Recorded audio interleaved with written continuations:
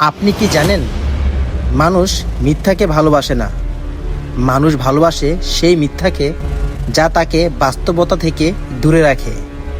কিন্তু প্রশ্ন হলো, বাস্তবতাকে এত ভয় কেন? মানুষ বাস্তবকে এত ভয় পায় কেন? এটি তিক্ত কিন্তু সত্য কথা। আসসালামু আলাইকুম রহমতুল্লাহ বারাকাতুহু। একটা প্রশ্ন দিয়ে শুরু করি। মানুষ কেন বাস্তবকে ভয় পায়? কেন মানুষ সত্য শুনতে চায় না? কেন মানুষ এমন স্বপ্নের পিছনে ছুটছে যার কোনো নিশ্চয়তা নেই, অথচ চোখের সামনে থাকা বাস্তবতাকে এড়িয়ে চলে? প্রিয় বন্ধুরা, বাস্তব জিনিসটা সব সময় সুন্দর হয় না। বাস্তব অনেক সময় তিক্ত হয়। আর মানুষ সাধারণত তিক্ত সত্যের চেয়ে মিষ্টি মিথ্যা শুনতেই বেশি পছন্দ করে। একজন ছাত্র হয়তো সারাদিন সে সময় নষ্ট করে, কিন্তু শেষে নিজেকে বোঝায় এখনো অনেক সময় আছে। এটাই তার কল্পনা।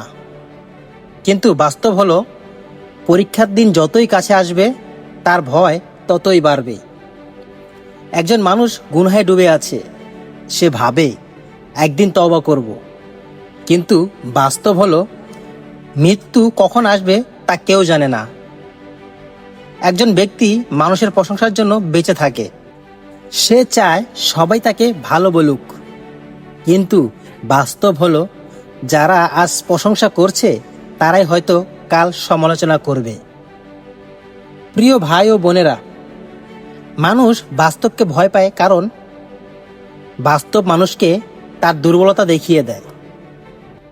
বাস্তব বলে দেয় তুমি চিরদিন বাঁচবে না।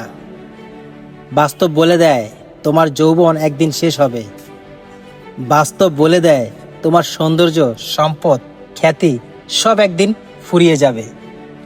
আর সবচেয়ে বড় বাস্তবতা হলো, একদিন আমাদের সবাইকে আল্লাহর সামনে দাঁড়াতে হবে। ইসলাম আমাদের বাস্তবতা থেকে পালাতে শেখায় না, বরং ইসলাম বলে সত্যকে গ্রহণ করো। কোরআনে আল্লাহ তাআলা বারবার মানুষকে মৃত্যুর কথা স্মরণ করিয়ে দিয়েছেন, কারণ মৃত্যু ভয় দেখানোর জন্য নয়, বরং মানুষকে জাগিয়ে তোলার জন্য। আজ আমরা এমন এক যুগে বাস করছি যেখানে মানুষ বাস্তবের চেয়ে কল্পনায় বেশি ডুবে আছে।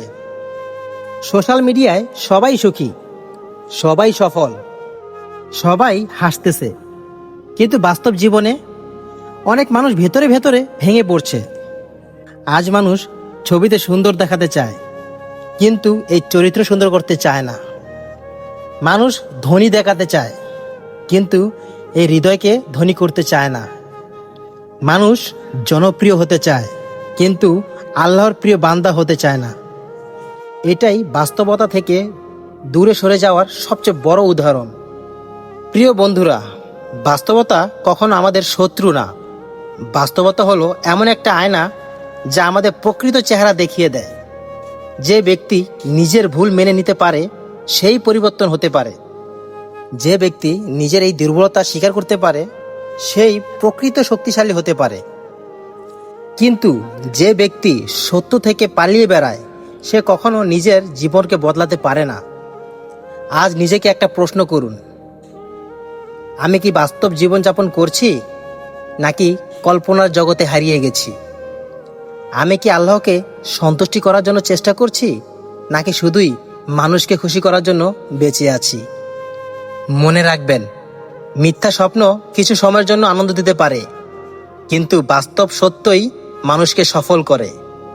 আর একজন মুমিনের সবচেয়ে বড় শক্তি হলো, সে সত্যকে ভয় পায় না।